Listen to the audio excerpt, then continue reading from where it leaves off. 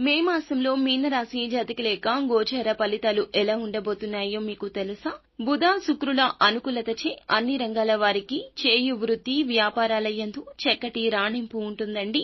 ఆరోగ్య లాభము, ఆదాయం బాగుంటుంది. సాహసోపేతమైన నిర్ణయాలు తీసుకుంటారు. అంకిత భావంతో పనిచేస్తారు. ఉన్నత లక్ష్యాలు సాధిస్తారు. పెద్దవారి పరిచయాలు, దూర ప్రయాణాలు లాభిస్తాయి.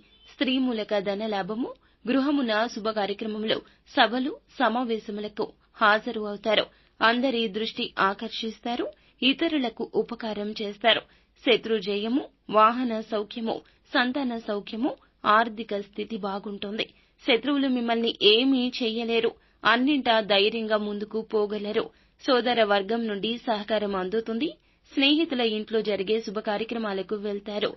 కుటుంబ సభ్యుల మధ్య ఆప్యాయత, అనురాగాలు బలపడతాయి. అయితే పంచమ కుజుని వల్ల కొంతమంది అకాల భోజనం, అనవసరపు తగాదాలు ఏర్పడును. కనుక రోజు శ్రీ పంచముఖ హనుమత్ కవచం పఠించిన మీకు సర్వదా శ్రేయదాయకము. ఇంకా ఎటువంటి ఇతర సమస్యలు ఉన్నా, సందేహాలు ఉన్నా ఒక్కసారి మా గురువు గారిని తప్పక సంప్రదించండి.